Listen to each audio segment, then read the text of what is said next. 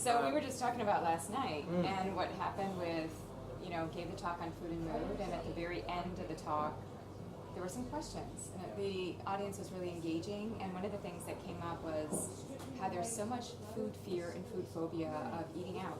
Even if they look at a menu and they see, oh wow, there are all these gluten-free items, they still don't feel like they're safe from any cross-contamination. Yeah.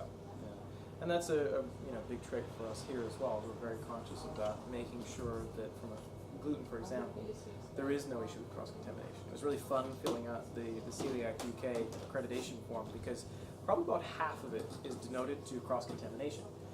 For us, it's very simple. It's a perimeter-based approach. We just don't allow gluten into the building, which made a lot of copy-paste responses on that form. How do you do that? I mean, like, what are the checks and balances to be sure that no gluten gets in? I mean, people can walk in with gluten even.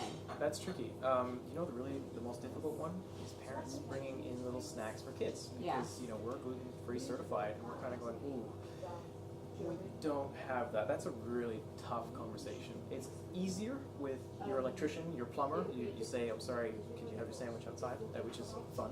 Once they get it, it's fine. But yeah, parents with kids, that's tricky. Do you have signs? I didn't notice. When I walked in, I saw that it's gluten-free certified, but I didn't see, no gluten here. We're trying to maintain the positive atmosphere. Yeah, I know. So how do you do that in such a way that people know and they're informed, so you don't have to kind of it's a balancing act. It really is a balancing act to get that right. And I think, we manage it. We just try to keep a positive atmosphere and acceptance around it as opposed to, regimented, rules-based approach. But there was so much fear. One of the things that came out last night was somebody said how they have so much fear around gluten. And I believe she had celiac disease, that she will bring her own food to a restaurant and put it on the plate while the other person across from her is ordering. So, it goes to that level. Or there was another person who said that she has all these different cards. She has celiac disease. Cards that will tell the chef what exactly they can have to eat. So, it caused me to think about, how do we brainstorm, how do we help people with not just gluten, but all food restrictions? Obviously you're doing it, you're walking the talk, you're offering this as an option for people, but in the real world, where we don't have these wonderful settings, just how we educate, it's just, in my mind, more now. Especially in the UK, where there's a greater preponderance of celiac disease. It has to be on people's radar, and I would hope that there's a countrywide shift in that direction. Me too. And for us, it's really kind of leading that and demonstrating it's very possible to have, really good tasting quality food that is gluten-free. And if I'm totally honest, the gluten-free part is actually the easy bit. That's easy. The trickiest part that we face is sugar and sweetness. Because people come in expecting a really high level of sweetness in lots of different dishes, not just desserts, but also in things like pasta sauce. There's sugar in pasta sauce. Most people have no idea that it's been sweetened, and they try it without a sweetener.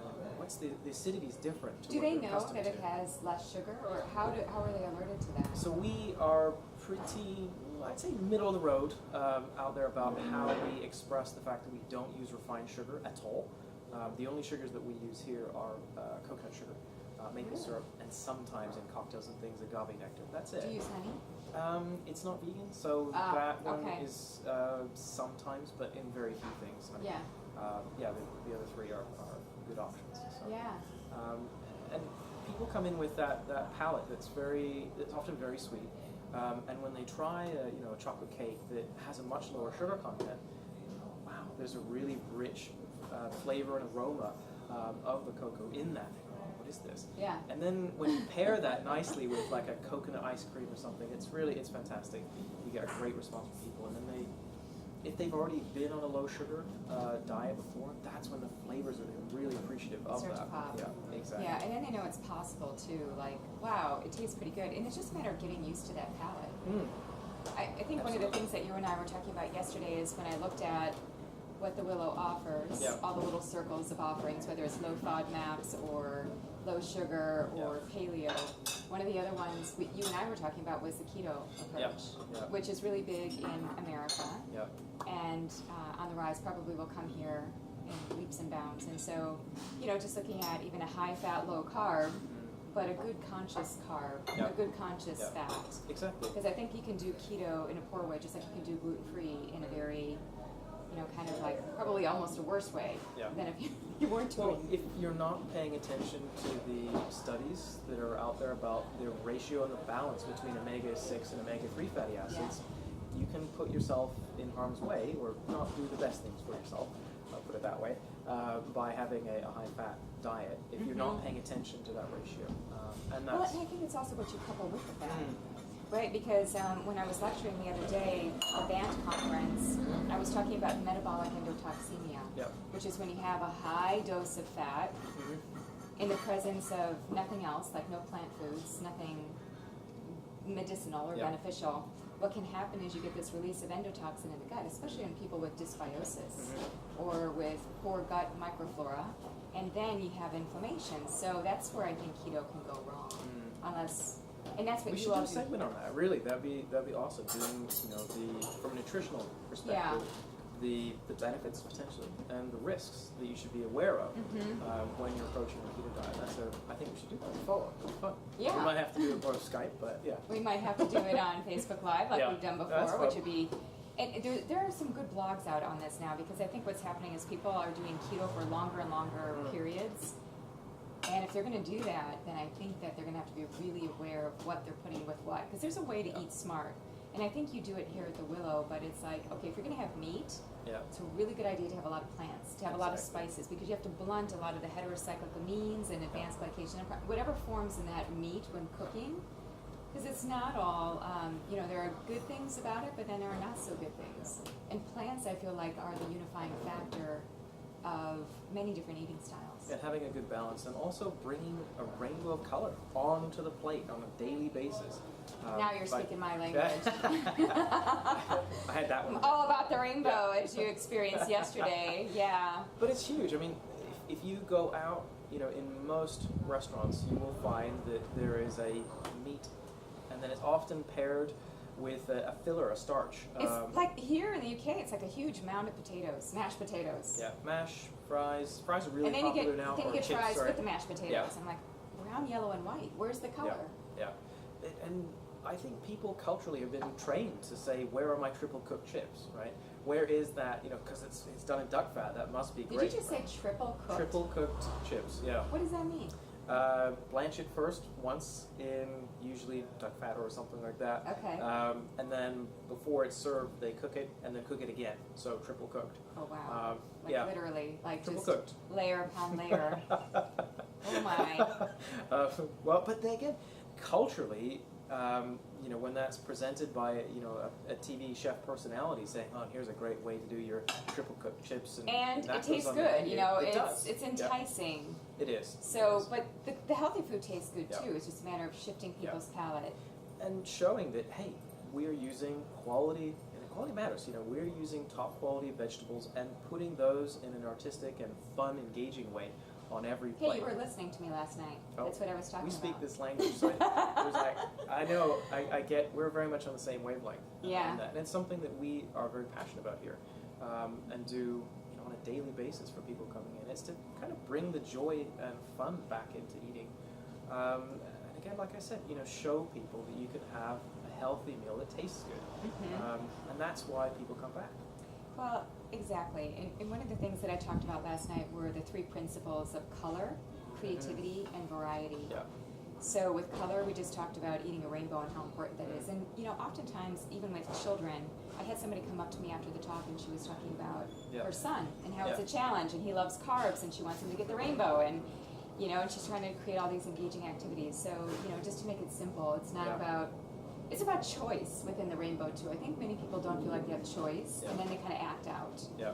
And then creativity, just looking at all the different means of food preparation and things that you can do, and the things that people are coming up now, like all the different smoothies and bars, and it's just like the sky's the limit. And I do feel like variety is key. Yeah. I just posted it on my Facebook page this morning. I came across a study from Ohio State University in which they looked at, if you have popcorn, and you and I have to eat popcorn, and you have to eat 10 pieces of popcorn with your fingers, and I have to eat the popcorn with chopsticks, that I will actually feel more satisfied with the experience of eating because it's different. It has nothing to do with the popcorn itself. It has to do with doing something that we might always do or traditionally do in the same way. We get into our ruts, but we do it in a different way. So it's kind of like we have to shake up our eating ruts. We have to shake up our living ruts, like taking a different way to work in the morning, in the bus, in the car, in the train, or even how we prepare things. And I think that, like you and I both connect on, that degree of creativity leads to more satisfaction. It's also an experience because, you know, that's how memories form. If it's something that's unusual, it's a way you've never been before, something you haven't seen or experienced, that's what you form. That's what you remember. Oh, this great time I went out in the countryside and I saw this amazing road and this beautiful scenery. It's because that was something different. It's not part of your day-to-day back and forth from work. Exactly. And then we probably had some emotion that we associated with it. And when we have an emotion about something, it becomes sticky. Then we start to have thoughts about that emotion, and then it kind of stays within us epigenetically. And that's what I was talking about last night with emotional eating, that oftentimes, you know, there's a large percentage of overeating that is due to emotional reasons. And it's like, well, why? Is it because we have a memory about that food? Is it because we need that food to adjust our neurochemistry? Is it because that food helps us to not express the emotion? And I don't know if nutritional therapists really realize the immense impact that those emotions have on our eating, our day-to-day eating experience, and what that can do for us. So, what did you think of the laddering activity that we did last night? It was really cool. I really enjoyed that. That was fun, and it was so. For people who didn't see that, the laddering activity is where you have a word, say chocolate in this case, and then there was a craving of some sort. Exactly. And the immediate response that the person had to that word over and over and over 20 times. And towards the end, it really did start to change. And you know, the follow-on from that was to pick out the emotions, the thoughts that were behind those responses, and then the pattern within that. It was a really, really clever activity. I like that a lot. And I think one of the follow-up questions that I have from that is, you know, do you see when in clinical practice a difference between the way that men and women respond to the same activities and questions? That's a good question. I do tend to work more with women than I do with men, and but you know, I have had instances of women who were not as in touch with their emotions. Like last night, the person who volunteered for the exercise, I mean, she ended up crying. And I don't think she expected to do that. And I don't even think she anticipated that chocolate would have had that degree of connection to family, to home, to, you know, really her grandmother, her mother, that sense of tradition. So it really does unleash a lot. And I think for women, there is this sense of love, you know, especially when she mentioned her grandmother and her mother, that, you know, you sit down and you make food together, you share a meal together. So I don't know if it is more, like if women experience that more than men, but I would say my experience clinically is just that I see more women than men, so that's my sample size. It's interesting because I think, or maybe it's different in the US, but I think here from a very young age, boys are trained to be, you know, resilient, robust. Emotions. Linear, logical, those things. problem solving. And if you express emotions, it's like, that's weakness. But coming back to what you were saying, that leads to repression of emotions. And this is why I was asking that question. Do you see a difference in men and women in terms of being in touch or connected with those feelings? And do you find that men in your practice are potentially repressing those emotions more? Well, they know what they're getting into when they come and see me. So. They know that, and I let everybody know my approach. You know, it is functional medicine, but I do have an orientation into a more integrated system of physiology and psychology. Not that I go there with everybody, but I like to kind of step over there. And sometimes it's about language. It's about, you know, sometimes emotions can feel kind of mushy. Like, oh, we have to get into that. It just feels like, I don't have issues, I don't have baggage. It's like, okay, well, let's just think of things symbolically. Men can be more resonant with, like, okay, what can this mean? What's the deeper meaning of this in my life? So it's just about language and how you contextualize it, I think. Cool. And one of the questions that I had was, do you think there's a gender difference in the way that food impacts mood and the interplay between them? Or is it pretty much consistent in the way that people perceive that and then follow up with you? The studies would show that, well, first of all, the studies on emotional eating primarily test women. Yep. And typically women university students. Mm-hmm. So women in the university under a lot of stress. Yep. That makes sense. A lot of emotion.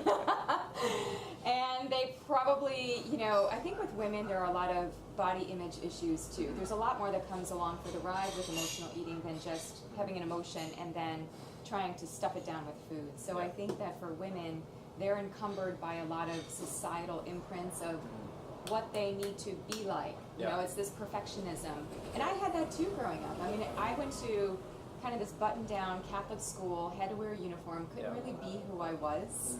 There was this sense of being proper, being formal, having a lot of rigidity growing up. And that just made me really want to bust free, I would say, and really come into my own in my own way. Yeah. So for women, I think that society has a larger macro message of women needing to look a certain way, being a certain body comp, being a certain size, being a certain weight, and not really honoring who that woman really is, like her strength. I mean, I look at some of my female role models. I mean, I look at somebody like Oprah. I mean, she's dynamic. I mean, she's struggled with her weight. She's magnificent in my view. I mean, because she is so real. She's so authentic. She's very open about everything. She's open, and I feel like that's what we're missing, is that sense of openness. And if we were more in line with that acceptance of who we are, then a lot of the emotional eating stuff probably wouldn't enter in. I think emotional eating is a portal into some of the judgments, opinions, and kind of that rigid belief. It's kind of crusty, that belief system that needs to be cracked open. And I had that, so I know exactly what that feels like. And why do you think ultimately the bidirectional link between food and mood is so poorly understood? Yes, it's developing, yes, it's improving, but why is that? Well, first of all, the connection between food and medicine is poor. That's true. I don't think that most physicians or healthcare practitioners even really truly acknowledge the impact of food. So we have to start there. Food is medicine. Do most people believe that or know that and realize that and even act on it? No. We do because we get it. And the people that we're around, it's kind of like, how does the rest of the population not know this? So then when you get into mood, you bring up all kinds of things. You bring up depression, anxiety, you bring up suicide, attention deficit, you bring up autism, you bring up a lot of things that aren't very comfortable for people to talk about. So not only are you talking about food, which is not very well realized as medicine, information, connection, a healing conduit, but now you're getting into the kind of, I would say, the sticky wicket of a lot of these conditions that people just don't even want to deal with at all. It's kind of like, go to a therapist, deal with that, go to an institution and work that out. But really and truly, what the science shows, and I didn't get as much into the science last night, but there is a plethora of research in top-tier medical journals like The Lancet, like the New England Journal of Medicine, a lot of these things showing that when we eat more colorfully, i.e. fruits and vegetables, we actually have a better sense of well-being.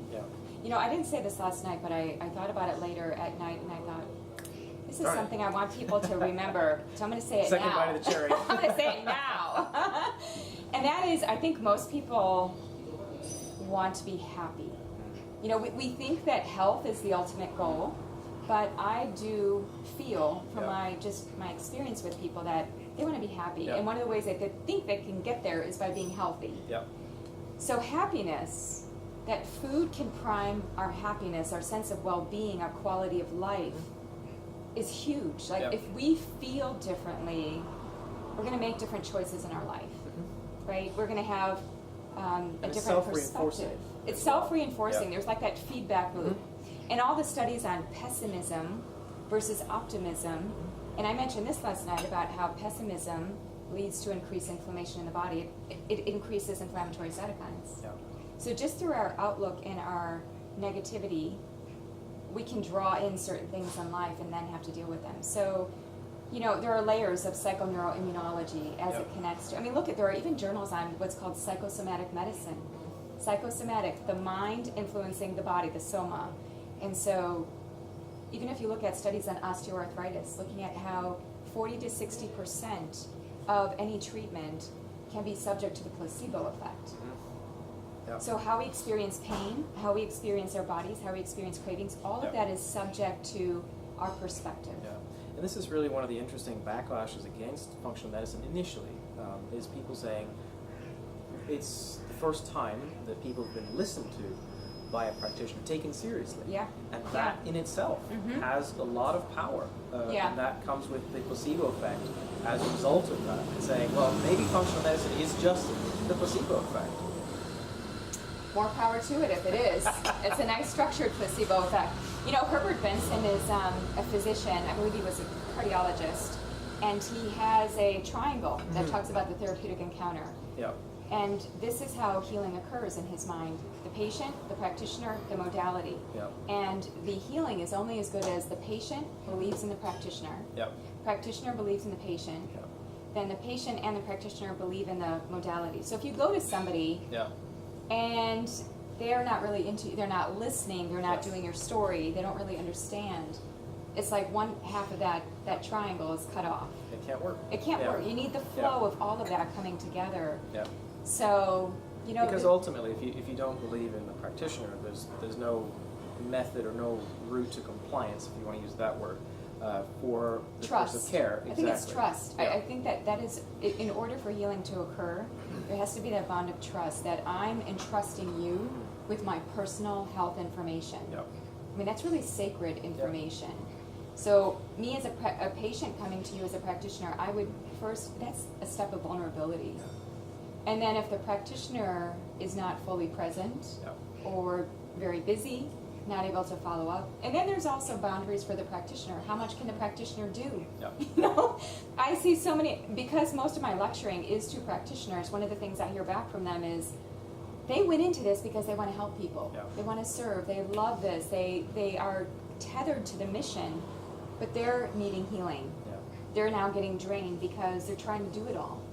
And they can't do anything. It's the patient that has to move through that and make those choices and has the locus of control. And I think that's one of the underlying really strong arguments for having an interdisciplinary or integrative style of practice. As you have here. Exactly. Oh my goodness. Where you can this offload. Is brilliant. You can offload. So let's say you're a nutritional therapist.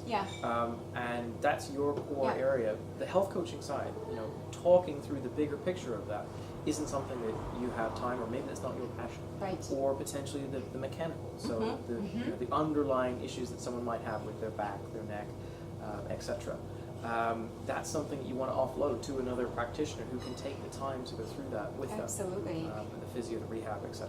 What you have here is, I call it the paradigm for the 21st century of nutritional medicine. To have a clinic that's adjacent to a restaurant, that has the capacity to do education, that triangle, the power of three, is, I think, synergistic. It's not even additive, it is synergistic. You know, it's like that becomes holographic. So you're right, I think we have to work as teams. That no one patient can rely just on one practitioner. We need that acupuncturist, the massage therapist, everybody you just mentioned, and probably even more at different times of our lives. And I think that as that understanding grows, there is going to be more and more demand for that. I think it's further ahead in the US than it is here in the UK. We're just coming to grips with the reality that, you know, when you get to the stage of needing complex care for complex conditions that may have been developing over the years, it's tough. There's a waiting list. It's not going to happen overnight. It's not going to happen overnight. There's a waiting list. The outcomes from the public medicine and public care is most likely going to be pills or surgery. And it's missing the element of complementary care. Complementary care is not, and I don't think has ever been positioned as a replacement for it. It helps, it augments really serious long-term conditions. And if we can start that journey earlier on the preventative side, amazing. Those are the people we love talking to, you know, folks in their 30s and 40s saying, what is your plan? You know, how are you investing in your health retirement? You want to use the financial language.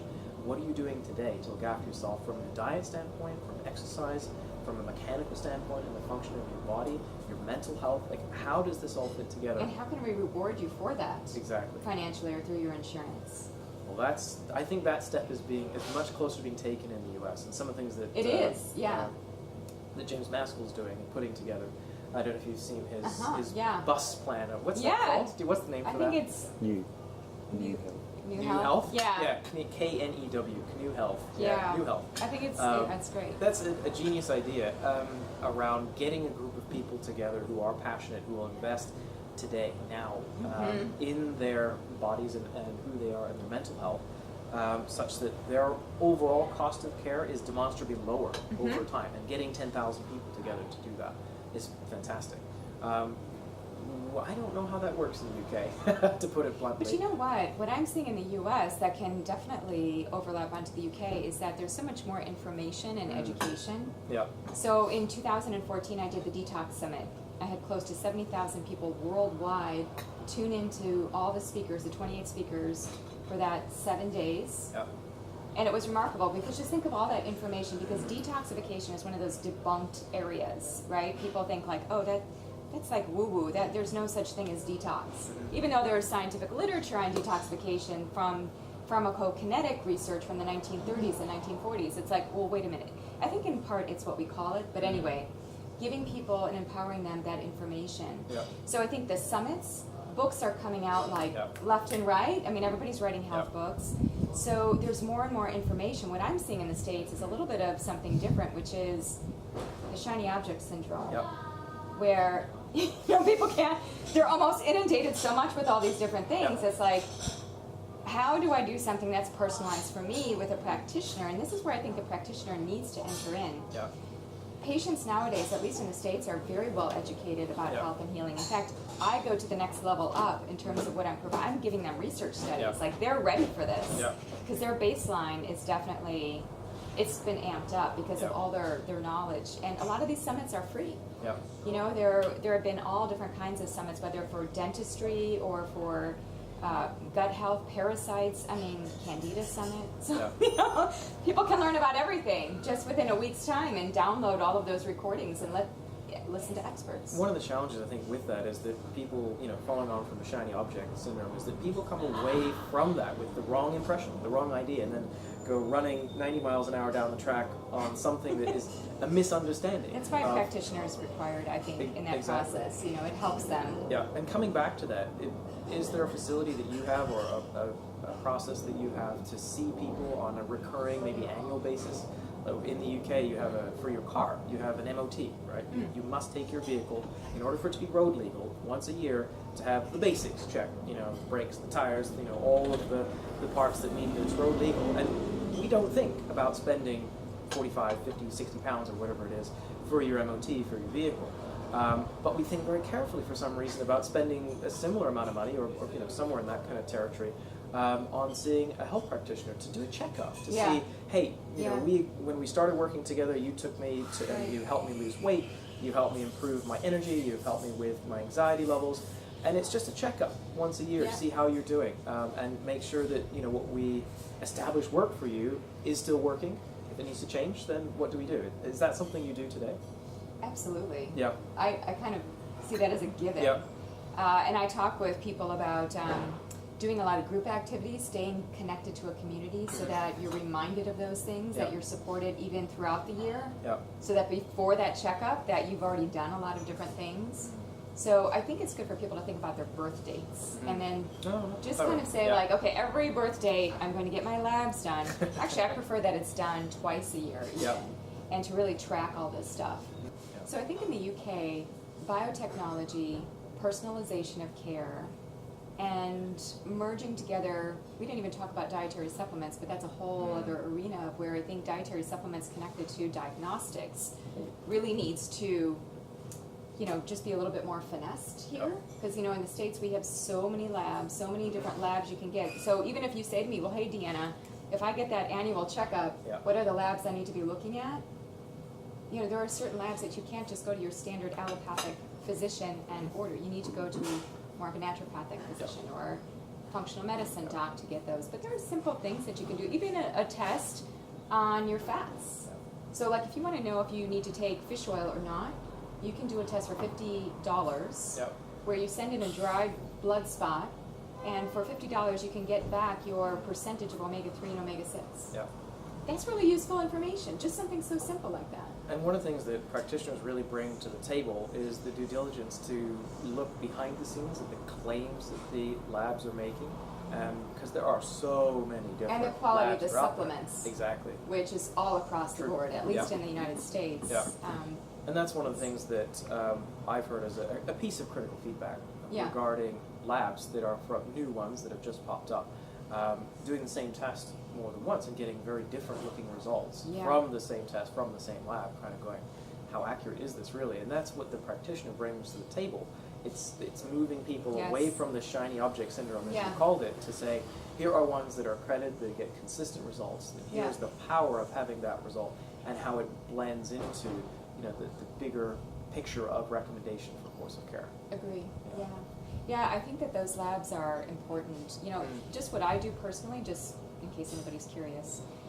So when I go to my physician on an annual basis, I'll get all of my lipids, which is standard. Most people can get that covered. I'll get my vitamin D, really important. In fact, that's one I like to get throughout the year if possible, because that changes seasonally. And I'll also look at my hormones, and that's really important for people to track every year, because some people have different baselines of hormones, and then you can start to tell when things start to change, they go up or they go down. Is that normal for your baseline? So I think that that's important. As part of that, getting your thyroid panel, which is also essential to track.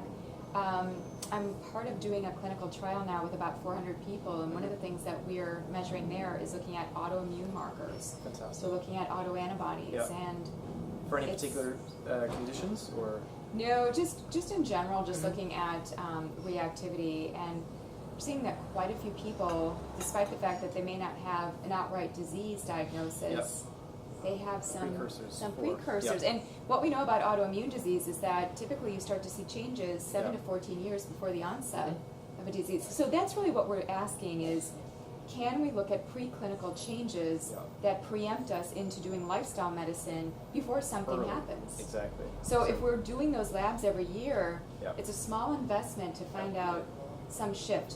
I don't think...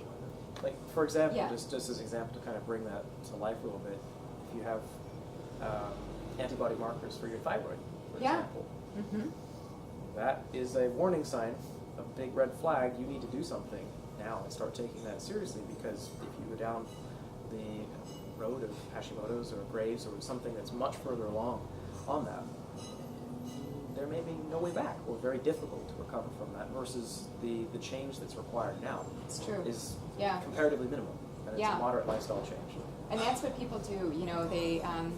They get into their older years, they have several chronic conditions, and then they start working with a practitioner, and they think that within 30 days, they're going to reverse their diabetes. It's like, well, wait a minute. We have epigenetic marks that have been put on your genome from all of your lifestyle choices. That's going to take some time to redo and resculpt your DNA. And speaking of DNA, this is another test. That's a one-time test. Your genes don't change. And I know that even in the States, there's a lot of skepticism about, do I want my genetic information, number one. Number two, privacy concerns around who else gets that? Who else gets the data? I'm a person who is like, give me the data. I've had my genes sequenced numerous times, like by, my full genome, because it helps to explain a lot. And I think that if we're in the dark on that, it's kind of like we could be chasing after one thing, and it's like, well, that one thing can be explained by the fact that maybe I had a SNP for this, and that could have been solved very easily by taking certain nutrients to help fortify that enzyme system. You made a comment last night that really made me smile about your husband, coming from the traditional Chinese medicine side, or explaining, hey, this has been done for a really long time. This is a different codification and representation of really old principles that have been around for a long time. The science is changing, though. We're able to look definitively and say, hey, I have a marker for celiac disease, or I have a marker for another genetic condition that's coming up. I can do something about it now, right? And know that, as opposed to guessing. Well, you know what else? So I monitor the literature a lot, and there are some articles coming out on Ayurveda, which is the East Indian form of medicine, Ayurveda, and nutrigenomics. And so there's a paper that talks about Ayer nutrigenomics. Isn't that beautiful? It's the fusion. And then there's one on Zangomics, which is Zhang, looking at traditional Chinese medicine, looking at certain terms in Chinese medicine and how they do align to certain gene expressions. So I think that ancient traditions were onto something. They were into pattern recognition. They didn't have the language nor the science that we have in our modern day to kind of put that together in this way. But now we do. So it's a great fusion of East and West, of ancient and modern. And I think we're living in a really good time. It's a tumultuous, revolutionary time. But it's we also have a lot of things. It is. It really is the Wild West of this, and explaining, using early studies to try and predict where things are going, and some of the exciting trends. And actually, that's something I wanted to ask about. What do you see as the up and coming things within functional medicine and the toolkit, if you will, of what practitioners have to offer for their patients? I think we're going to get more and more into personalization. I already see it coming. I visited a lab a couple of months ago in New York. And this is Lab 100. It was through Mount Sinai Hospital. And I walked in. There were all these little stations. It looked kind of sci-fi. It was all very white. And within about 90 minutes, I had in front of me on a flat screen all of my markers. They took my blood, had all of my lipids there, had my liver function tests. And so I think that faster, the devices will be more at that point, rather than having to wait 2 weeks to get your results when you're really a different person after 2 weeks. It'll be more constant. There'll be more monitoring. There'll be more in the way of like fine-tuning and saying, okay, this is what your labs show right now.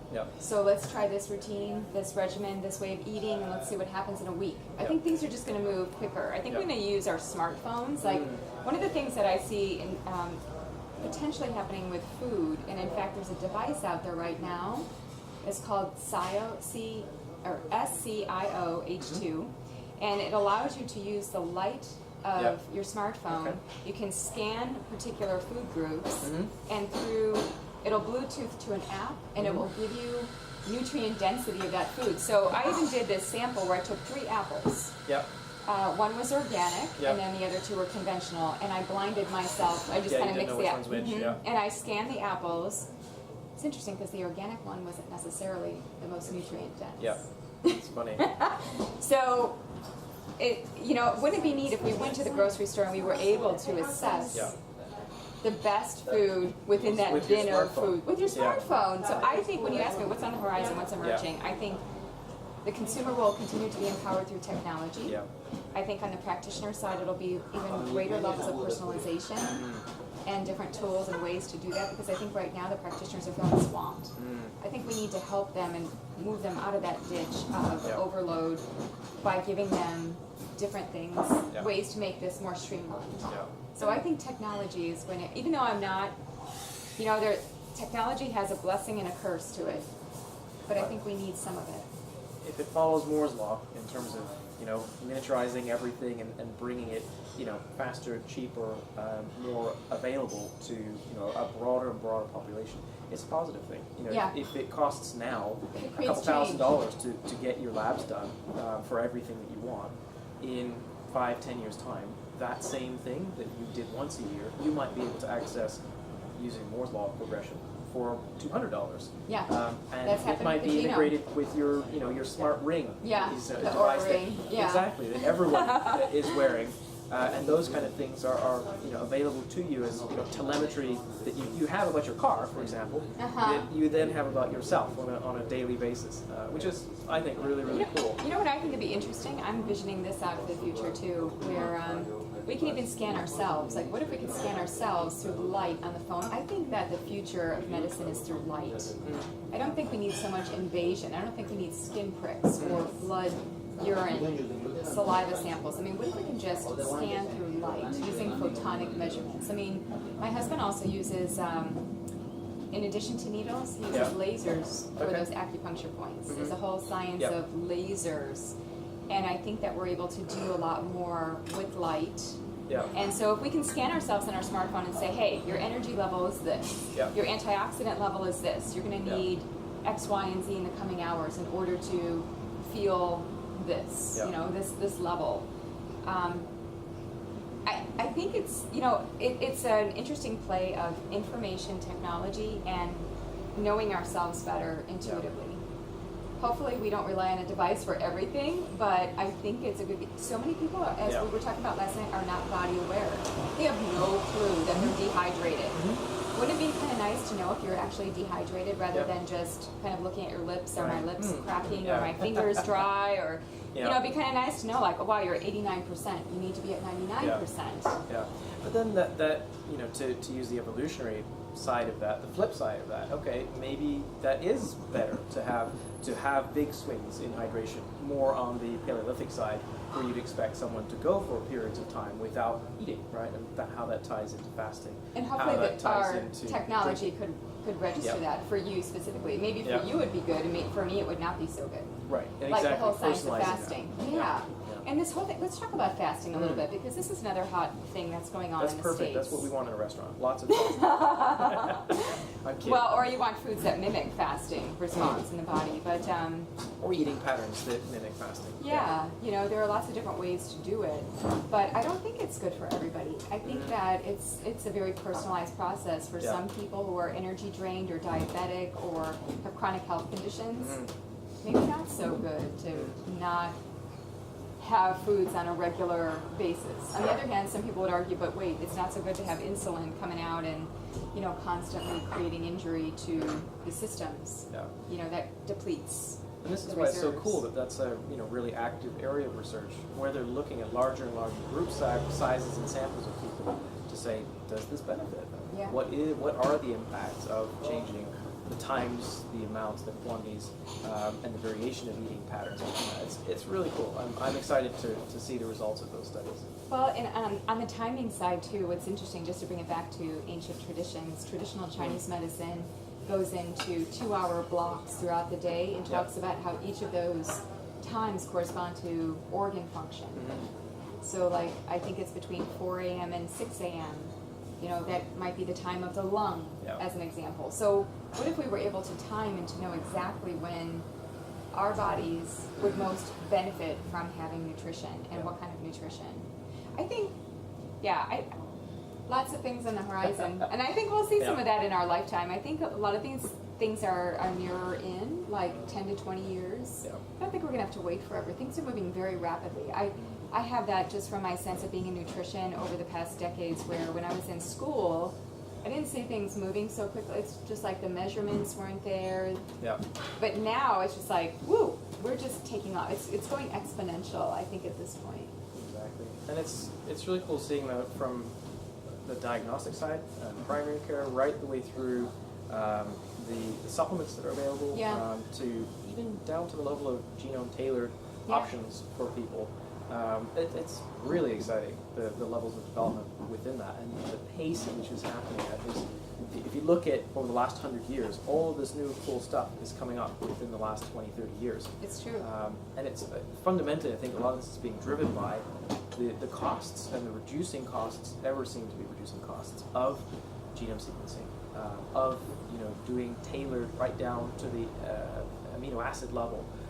Of creating what it is that you want, and there's no sign of that slowing down yet. So, and I hope that genetics is one thing, but epigenetics is, I think, a much greater thing, because what we do to our genes is much more powerful than just having those genes. And there's no way right now clinically that we can really wrap our arms around the epigenome. That has not been assessed. It's poorly recognized, in many cases, the power of the lifestyle. And how do you measure that the reason that you have, for example, skin cancer 10 years later is because you were out in the sun that one time for too long without sunscreen 10 years ago. Or maybe you just don't have enough vitamin D, and you've had chronically low vitamin D over the years. It had nothing to do with the sunscreen. Maybe having the sunscreen actually created the issue. Who knows? Exactly. How do you know? Exactly. How do you tie those together in a way that Western medicine would recognize and understand? And is it ethical to put people outside without vitamin D in the sun for 10 years and see what happens, right? To use that same example. We'd have to be thinking about that from a study perspective. So you're just hitting on something here that I also want to be sure that we get in, which is that we need more research. As a scientist, I feel like that's always the punchline. We don't say, but we do. And here's the thing: people in clinic see these tremendous case studies. So I am a supervisor for nutritionists in order to get their certification status. They've done all like the legwork, they did the courses, but now they have to put it into motion. And one of the things I always tell them is, okay, when we do this practicum, when you are seeing clients, I want you to write this up. I want you to publish. Number one, it's really good for you to have that on your CV. And number two, we have to get this out to the larger clinical scientific community.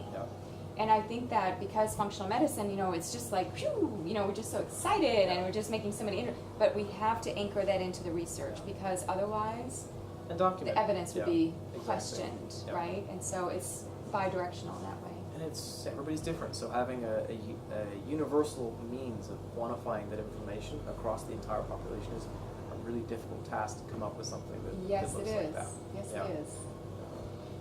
There are different types of design. It's not impossible. You can write up a case study, and that could really shine some light on how a clinician maybe can read that and say, oh wow, I never thought of using CoQ10 for fatigue or for gut issues, whatever it was. Yeah.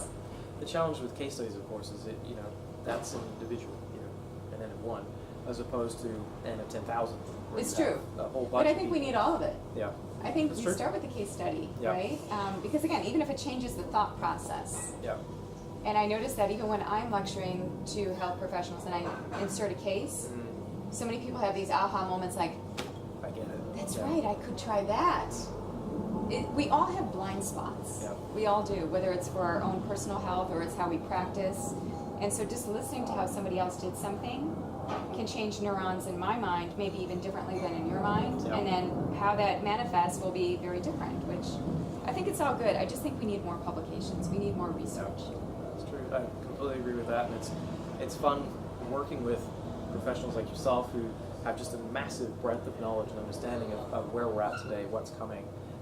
And working with other speakers that come in that have a different, perspective on that, and they've read some of the same case studies and come with different observations, and conclusions, and ideas from that, and that's really neat, and it's something that we're able to offer as a more holistic view perspective through the practitioners here to patients and clients that come in to see us. I've had some wonderful teachers and mentors. I had the true honor of working with Dr. Jeffrey Bland for 10 years. I traveled with him. I've had so many one-on-one conversations. And one of the things that I get goosebumps even thinking of it now, but he is really all about, he's the father of functional medicine, and one of the things that he always talks about is empowerment.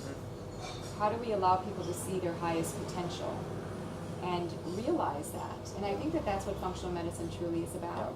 It's getting people to be more functional in the way of better quality of life, better mobility, whatever that means.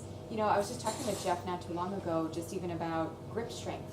I was looking at some abstracts, some science this morning, because I get all these PubMed alerts, and so I'm always looking at how else do you stay abreast of all of it? Absolutely. You gotta get those daily alerts. And so I'm looking at it, and there was this nice study on hand grip strength correlating with cognition. So when Jeff talks about functionality, simple things like hand grip strength. Do you have those little devices here where you can exercise your hand grip? We have a measurement little ball that you squeeze, and you can see how much pressure. It's not the exercise one, but it's a measurement tool. Yeah. Well, the same idea. So looking at balance, looking at cognition, looking at hand grip strength.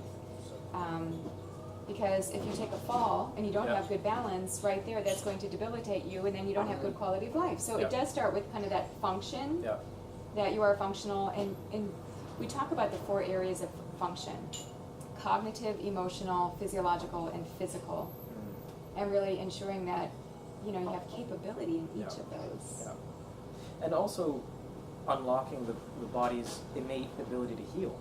That is key. So if someone's come in because they've had a fall, using your example, they've lost grip strength, they've lost the ability to use one side more than the other. Right. That's a great person for a chiropractor, for example, to be working with to restore the neurological function. Yeah. The muscles are still there, the body's still there. It's a issue of communication, and it's mechanical. But say that to someone maybe on the neurosurgery side that might be a little out there and move. But it works, and you see people that have dramatic recovery in their ability to use their own body. And it's just simply by unlocking the body's ability to heal itself. Yes. And I always tell people, I say, what do you have to lose? Yeah. They're like, you know, I don't know if I should do that. I'm like, what do you have to lose? Like, well, $40? Like, just try it. In addition, it's also, you know, your options that are out there. You can look at the risk reward that's there if you put yourself on some really powerful medication on each of the options within that. What are the side effects? Look at the side effects. Look at the caveats that come with having major surgery. Right. The recovery times, the potential. You know, I'll use the neurological side again. That may come with paralysis, you know, permanent, irreversible. That may be one of the side effects. Yeah. Or you have a complementary care where you can go see a practitioner who's not coming with that level of side effects as an issue. Try it. Yeah. Right? That's, I don't know. So I have to tell you kind of a personal story. So I grew up in a very interesting household where my mom,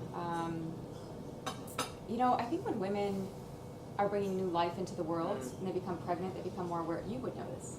Is your wife more aware of her body and what she's eating? Yeah, all of that, right? So, and my mom, when she was pregnant with my brother, I'm the oldest of three, when she was pregnant with my brother, who was the youngest, and I was 9 at the time, she really got into food. And this was like the 1970s when it really wasn't. That was really cutting edge. That was like bleeding edge. You were into it, That was bleeding edge, not even cutting edge. That was like, who are you? You're really weird. Like Adele Davis, Richard Simmons, you know. And I was embarrassed, you know, but she was really onto something. That covers a lot of, I think, young kids. Maybe not just you and your mom, but being embarrassed of your parents. I think we have this. I guess it is part of just growing up, you know. It's like, get over it. If I could just go back and redo it, it would be like, thank you, Mom, for doing that, you know. She had this little phrase for me because I would be crying because the kids at school would have like white bread and peanut butter and jelly, which I know people in the UK are like, what, that's gross. But I wanted that white bread and peanut butter and jelly, and I got brown, grainy bread with peanut butter, like the kind that is really hard to turn, and banana or sometimes honey. And that was like my mom's version of what she could give me that would suffice. But it made me cry, and I remember her saying to me, Deanna, you just tell those kids at school, the whiter the bread, the quicker they're dead. You know, she was just so, like, out there. She didn't care. She was just so, like, in her. I'm like, Mom, that's just, you know, and so, actually, it kind of led me down a path of, like, I had to sneak certain foods because I felt like I wasn't able to have certain things. I mean, my mom and I laugh about it now. My mom's awesome, and she's still really healthy. In fact, she will go to her functional medicine doc, and he's asking her what she's doing. Like, Mom, you are the role model now. Look at that. All these years paid off. Proof positive, Yeah. But my dad, you know, it's interesting because my dad is just the opposite. And he's the junk food guy. He is, he's on blood pressure lowering meds. He's got arrhythmia. He's got, you know, my mom has nothing. My dad has everything. And so I often wonder, I see that juxtaposition in my own family, and I'm thinking this is a microcosm for most people trying to sustain a lifestyle change, because they may be, and typically this is how I see it, working with people, is that usually the woman in the relationship, you know, or there's somebody in the relationship that really wants to make a change. Usually it's the mother of children who has a husband or a partner who's not very receptive. And I kind of see that even in my own family. It's like my sister's not into it, I'm really into it, my mom's into it, my dad's not into it. So it's kind of like this dichotomy. So whenever you get together for holidays, it's kind of like, well, what are we all eating? Somewhere in the middle will be. Somewhere in the middle. And I think that there are those common principles that we can all connect on eventually. But I eventually had my dad go through one of my programs, and it was remarkable. Within 9 days, his hip pain was clearing up. I mean, it was like pretty much reduced by half. Wow. He got off of one of his blood pressure lowering medications that was like within 21 days. But you know, he didn't stick. I mean, his inclination is, I'm going to live life and I'm just going to eat whatever I want. You know, and I said, but Dad, I mean, you know how it feels to eat certain things. I mean, do you feel like you have energy after you have, like, he's really into bread. So we have Swedish heritage, and there is this thing with making bread, this big, fluffy yeasty, glutinous brown bread that my mom and I just like avoid like the plague, but my dad loves it. Yeah. And so, but he loves it, and he sees it as his sense of love, right? Yeah. For him, that's the reward, a treat. You know, that is the addiction. reward. Yeah. Yeah. And it's something you come back to. You know, if you're trying to change those habits, how do you establish a long-term pattern of a lifestyle that works for you, that you can keep on doing? Right. And not feel restricted. Yeah, exactly. To your point that you made last night, is, you know, this can't be a diet. This has to be. You can't go off of it. Yeah. It's just like a part of your life. And I've even talked with my dad about making some gluten-free bread. He's tried it, actually. Yeah. Yeah. So, you know, he's open to things like that, but, you know, just a different imprint than how my mom thinks about it, which is, and she's got the genes of longevity. I mean, I know it'll be me and my mom, probably just like hanging out at some health food place, like in the next decades, who knows, but and obviously we have no control over our lifespan, but we do have control, I think, over our quality of lifespan. That's true. Yeah, there's many things we do. And yes, there are accidents and, you know, you get unlucky in some things. You've got your roll of the dice through your genetics. But there are many, many things you can do to look after yourself. Definitely. And as I was saying earlier, you invest into your health retirement in your golden years, when you've retired from your professional life and you want to go do all the fun things that you've been dreaming about for decades, and, you know, go and explore and, you know, adventure. I would think we don't have to wait for all that. True, but the point I was trying to make within that is that if you take steps now, within a lifestyle you can enjoy much more. Absolutely, and that's the big financial challenge that we have here in the UK. It's true. Dr. Robin Fawcett did a great TED Talk on this. Here, the media, the refrain is aging. Right? Aging. Actually, ill health in old age, okay? And the increase in chronic conditions as people get older. The aging side of it is just one bit, but that's the part that the media seems to be focusing on, as opposed to looking at the driver, which is this plethora of chronic conditions that's using up all the resources. The only way that we have now to tackle that is lifestyle change, and trying to make that popular is hard. Yeah, and you know, the media does tend to focus on things that are negative or fear-based in order to get people's attention. But you're right, I think there's a flip side to that. It's not just aging, it's quality of life. Yeah. To me, it doesn't matter so much how long I live, it's just that I'm functional, I've got my mind, I've got my heart is open, I'm doing the things that I'm passionate about. Because those are the factors of longevity. It's like a sense of purpose, you know, having a community. Yeah. And so all of those things, again, just to bring us full circle, I do think that people want to be happy. That's like the number one thing. And feel fulfillment in whatever it is they're doing. Feel satisfaction. Whether that's their career, their home, you know, all of the above. And do something that matters, that has a long-term impact on their community around them. That's not everyone, unfortunately, gets to do that. And if there's a way that we can help people with that, I'm all over it. So, yeah. One last question. You know, for your peers out there in the nutrition world and the healthcare world, what was it really like coming here to the Willow and, you know, doing a talk, an event? Would you recommend it? Oh, absolutely. Yeah, this is a phenomenal place. First of all, it's so unique. Again, what you've got going on here with the clinic and the restaurant and the educational sphere. Yes, do it. Yeah. So many wonderful people that came to the talk, very engaged. People want to know. The people that gravitate to what you have here, they're really curious. They want more. And so definitely come out and speak. The health seeker mentality. The health seeker, the health advocate. They're the early adopters.